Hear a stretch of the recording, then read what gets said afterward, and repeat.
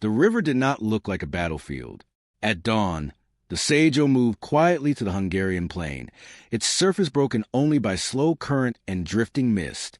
There were no signs yet of violence, no shattered wood, no bodies, no fire, only a crossing, a point on the map, a place that, under different circumstances, would have meant nothing at all. But in the spring of 1241, the river marked a boundary between two incompatible systems of war. On one side stood a kingdom that believed in walls, formations, and the authority of command. On the other, a force that had already dismantled empires far larger than Hungary, not by brute force alone, but by systematically breaking the logic that those empires relied upon. The confrontation at Mohi was not inevitable. It was constructed, slowly, through decisions made months and years before either army saw the Sajó. The Kingdom of Hungary, under King Béla IV, was not unprepared in the traditional sense. It possessed manpower, fortified towns, and a long-standing martial culture rooted in heavy cavalry and feudal obligation. Its nobility understood warfare as a contest of presence, of assembling forces, holding ground, and confronting the enemy in a decisive engagement. But Hungary's structure depended on coherence. Its armies required time to gather. Its defenses assumed that threats would move in predictable ways, advancing along roads, pausing for supply, reacting to resistance. The Mongols did not operate within those assumptions. By the time Hungary became their target, the Mongol war machine had already demonstrated a pattern across Eurasia. In Central Asia, in the Caucasus, in Eastern Europe, armies that outnumbered them had been isolated, divided, and destroyed in detail. Cities that resisted were erased not merely as punishment, but as instruction. Each campaign refined the same underlying principle: collapse the enemy's ability to think clearly, then dismantle them piece by piece. News of these campaigns had reached Hungary. Reports spoke of cities disappearing, of armies dissolving under pressure they could not understand. But the information arrived fragmented, filtered through distance and disbelief. It was easier to interpret these events as exaggerations or as outcomes specific to weaker states. Hungary did not see itself as weak, yet the first signs of strain appeared before the Mongols ever crossed into its territory. Refugees began arriving from the east. Cumans, a nomadic people fleeing the Mongol advance. They brought with them not only stories of destruction, but a different way of life that unsettled the Hungarian nobility. Their presence introduced tension within the kingdom itself. King Béla IV made a calculated decision to accept them. It was not an act of charity. The Cumans were experienced horsemen, and in theory, they could strengthen Hungary's defenses against a mobile enemy. But their integration was incomplete, and trust was fragile. Cultural differences, suspicion, and competition for resources created friction at precisely the moment when unity was most critical. As the Mongols approached, Hungary was already under internal pressure. Meanwhile, the Mongols advanced with deliberate clarity. Their campaign into Europe was not a sudden incursion. It was part of a coordinated operation directed by commanders who had spent decades refining their methods. Among them was Subutai, a strategist whose campaign stretched from China to Eastern Europe. His approach did not rely on speed alone, though speed was a constant. It relied on shaping the battlefield before the main confrontation even began. Reconnaissance preceded movement. Small units penetrated deep into enemy territory, mapping terrain, identifying weaknesses and testing responses. Feigned retreats drew opposing forces into disadvantageous positions. Multiple columns advanced along separate routes, creating uncertainty about the main direction of attack. By the time the Mongols entered Hungarian lands, they were not exploring unfamiliar territory. They were executing a plan. Hungary's response followed a different logic. King Béla IV sought to consolidate his forces and prepare for a direct confrontation. The expectation was that the Mongols, like previous invaders, would eventually commit to a battle that could be resisted with concentrated strength. Defensive positions would hold, and heavy cavalry would deliver decisive force once the enemy was engaged. But this expectation required the enemy to behave in a recognizable way.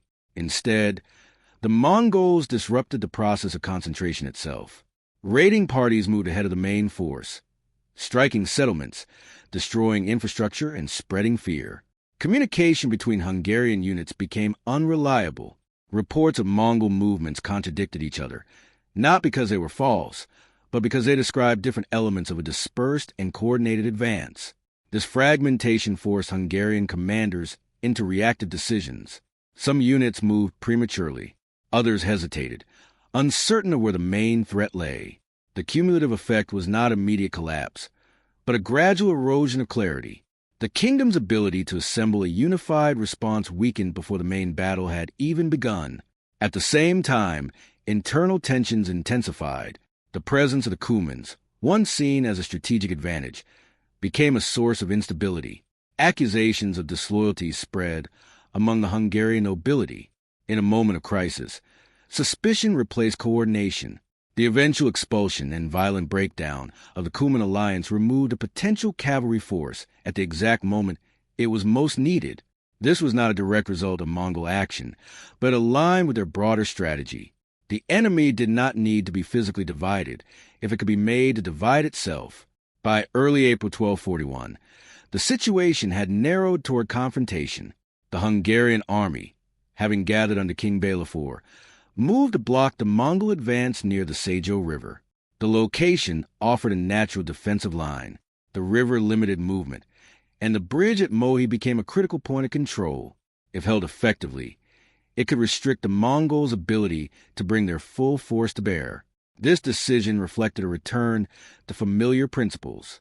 Hold the crossing, control the terrain, force the enemy into a confined engagement where numbers and position could be leveraged. In isolation, the logic was sound, but it assumed that the enemy would accept the constraints imposed upon it. The Mongols did not intend to fight at the bridge. As Hungarian forces established their camp near Mohi, they prepared for a confrontation that matched their expectations. Defensive measures were taken. The army formed around the assumption that the primary threat would come directly across the river through the known crossing point. But across the Sajó, the Mongol commanders assessed the situation differently. The bridge was not an obstacle to overcome. It was a focal point to exploit. Subutai and his counterparts recognized that the Hungarian position, while strong in a static sense, was vulnerable in motion. The army had concentrated near the river, but its formation was not yet hardened into a defensive system capable of responding to simultaneous threats. Its awareness was oriented toward a single direction. This created an opportunity. The Mongol plan began to take shape around a familiar structure. Fix the enemy's attention, then apply pressure where they were least prepared. One force would engage near the bridge, creating the impression of a direct assault. Another would seek a crossing elsewhere, beyond the immediate field of observation. The objective was not simply to cross the river. It was to disrupt the coherence of the Hungarian response at the moment of contact.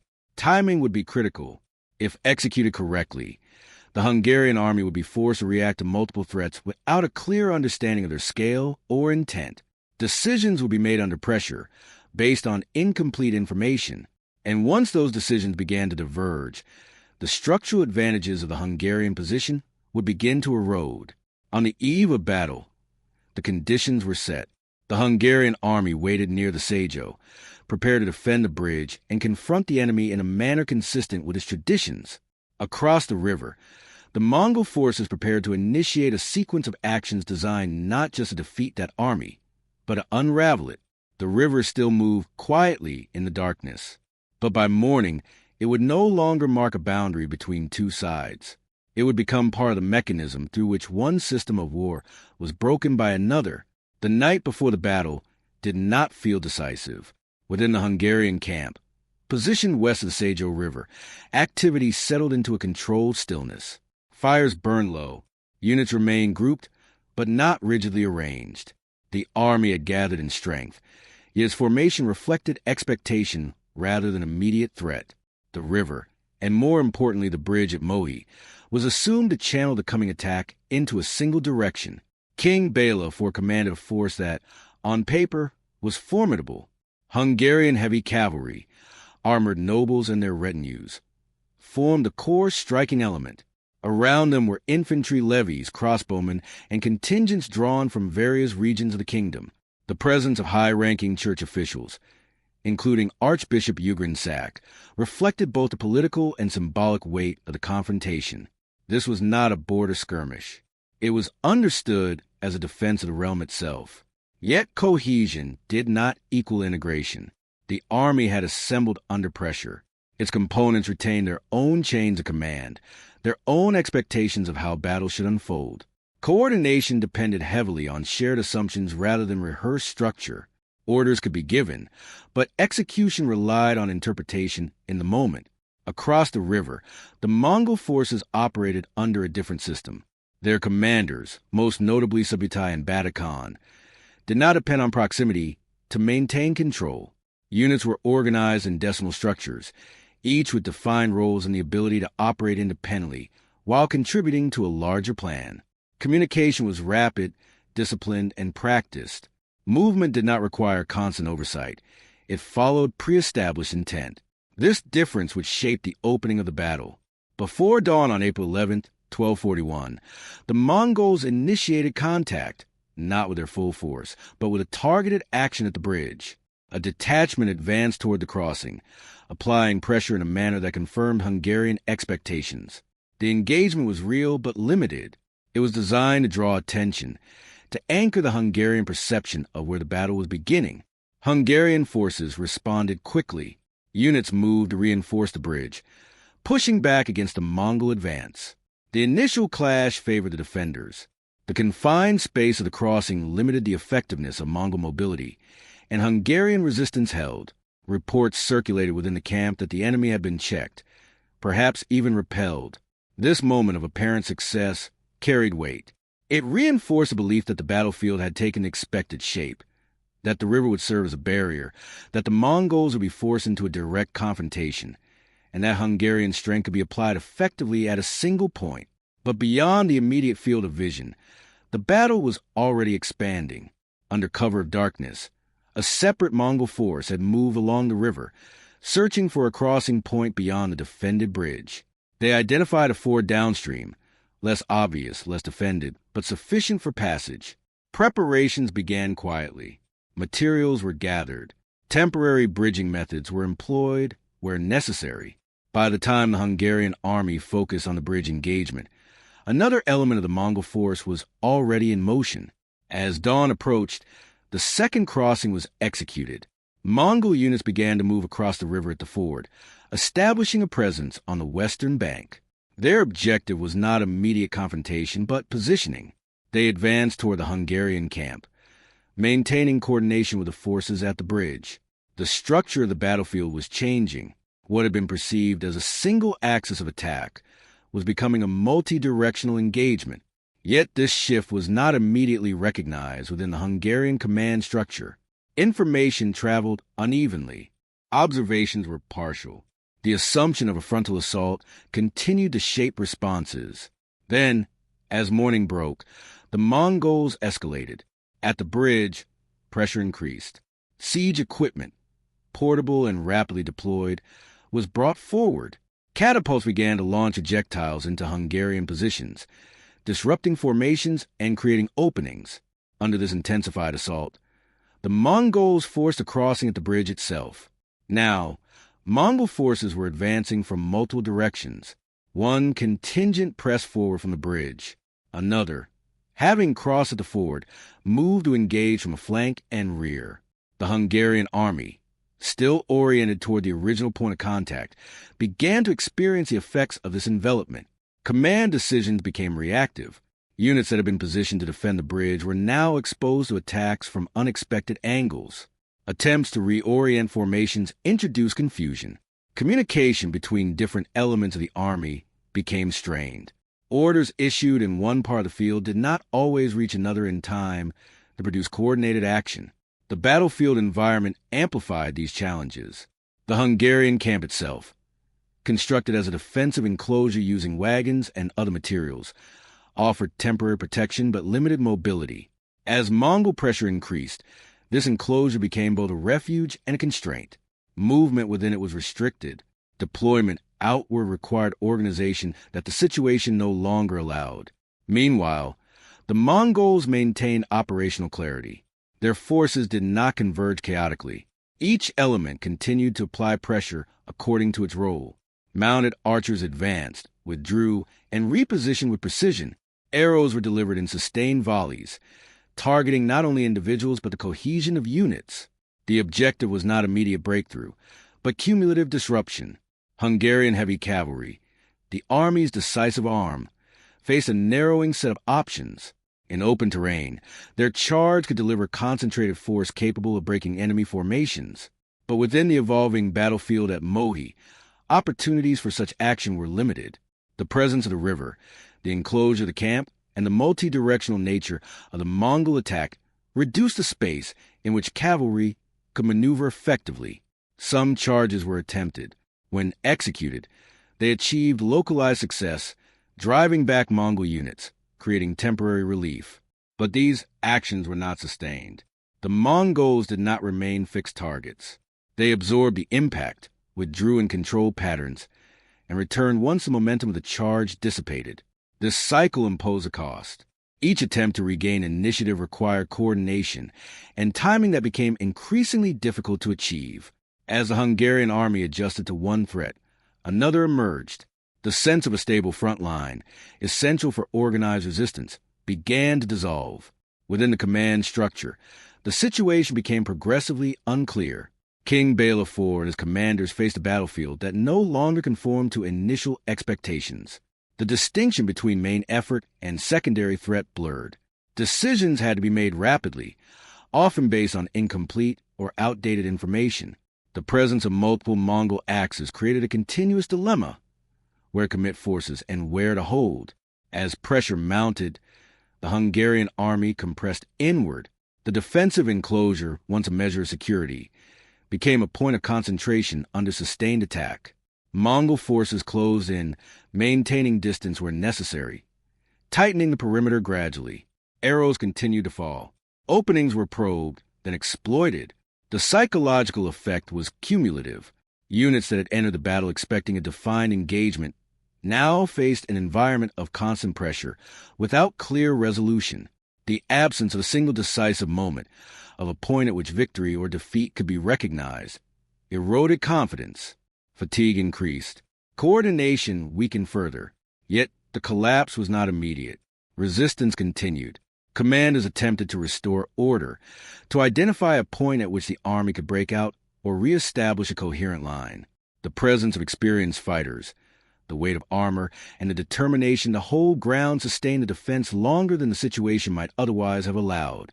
But the structure of the battle no longer favored recovery. By mid-morning, the Mongols had achieved what they required. Not total destruction, but systemic disruption. The Hungarian army was no longer operating as a unified force. It had become a collection of pressured elements, each responding to immediate threats without a shared operational picture. The encirclement tightened. The river, which had once served as a defensive boundary, now limited options for withdrawal.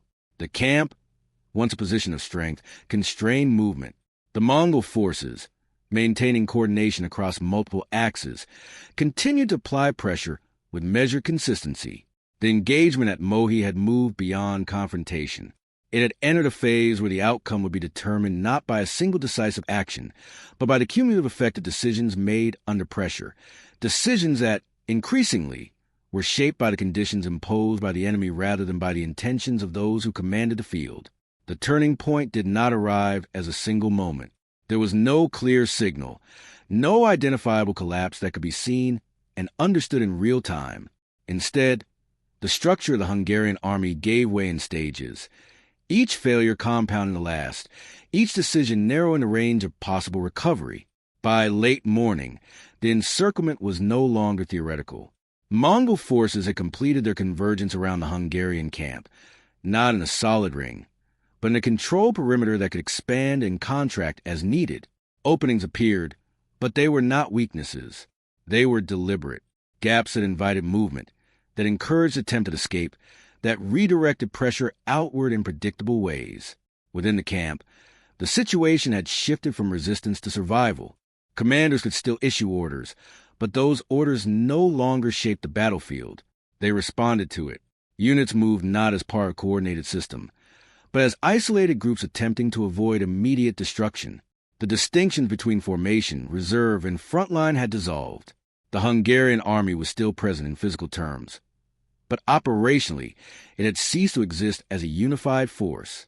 It was at this point that the Mongol method became fully visible. The tightening pressure did not result in an immediate assault designed to overwhelm the camp from all sides. Instead, the Mongols maintained controlled aggression. Arrows continued to fall in sustained patterns. Movement around the perimeter remained fluid, preventing the defenders from identifying a stable direction of attack. The objective was not to crush resistance instantly. It was to accelerate disintegration. Inside the enclosure, the density of men and animals created its own problems. Horses, confined and agitated, reduced mobility further. Injured soldiers accumulated in limited space. Communication between different elements of the army became nearly impossible. Visibility was obstructed by dust, movement, and the sheer concentration of bodies.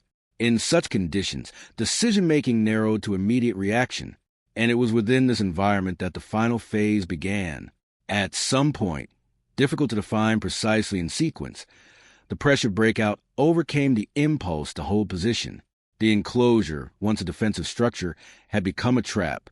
Remaining within it meant continued attrition with no clear endpoint. Movement outward began, not as a coordinated maneuver, but as a series of attempts by different groups to escape the encirclement. Some moved toward perceived gaps. Others followed emerging currents of motion within the camp. The intention was consistent: to reach open ground, to restore the possibility of maneuver. This was the moment the Mongols had prepared for. As Hungarian forces pushed outward through the gaps, the Mongol units adjusted. What had appeared as openings became channels, narrow corridors through which movement could be directed and controlled. Mounted archers repositioned along these paths, maintaining distance while delivering sustained fire. The effect was immediate and compounding. Groups that exited the camp did not find open space in which to reform. They entered zones of exposure, where cohesion broke down further under continuous attack. Without the protection of the enclosure, and without the ability to form stable lines, they became vulnerable to the very conditions the Mongols had engineered. The battle fragmented. Instead of a single field of engagement, Mohi became a series of smaller collapses occurring simultaneously. Isolated units attempted to withdraw, to regroup, or to resist, but each action was contained and dismantled. The absence of centralized coordination meant that no single effort could influence the broader outcome. Leadership was affected directly. Archbishop Ugrin Sak, among other senior figures, was killed in the fighting. The loss of high-ranking commanders further disrupted any remaining structure. King Béla IV himself remained alive, but his ability to command the battlefield had effectively ended. Survival, rather than control, became the immediate concern. His escape would later become one of the few continuities between the battle and what followed. But at Mohi, that outcome was not yet secure. As the day progressed, the Hungarian army ceased to function as an organized force. What remained were remnants, groups of soldiers moving under pressure, without clear direction, attempting to navigate a battlefield that no longer offered stable ground. The Mongols did not pursue indiscriminately. Their actions remained consistent with the pattern established throughout the engagement. Pressure was applied where it was most effective. Targets were selected based on vulnerability rather than proximity. The objective was not a chaotic chase, but controlled elimination of remaining resistance. By the time the engagement concluded, the result was not simply a defeated army. It was an absence of structure. The Hungarian field force had been dismantled at every level, tactically, operationally, and psychologically. Its capacity to regroup in the immediate aftermath was severely limited. Survivors existed, but they did not constitute a coherent force capable of immediate recovery. The consequences extended beyond the battlefield. With the main army destroyed, Hungary's defensive system was exposed. Fortified towns remained, but without the field army to support them, their ability to resist sustained pressure was uncertain. The Mongols, having demonstrated their ability to defeat the kingdom's primary military force, now faced fewer obstacles in projecting power across the region. King Béla IV's escape ensured that the political structure of the kingdom did not collapse entirely. He would later reorganize, rebuild, and adapt, learning from the failure at Mohi. But in the immediate aftermath, the kingdom entered a period of vulnerability that reshaped its trajectory. Defensive strategies were reconsidered. Fortifications were expanded. The understanding of what constituted an effective military response began to change. The battle itself, however, remained a reference point, not because of its scale alone, but because of the method by which it was fought. At Mohi, the Mongols did not rely on overwhelming numbers.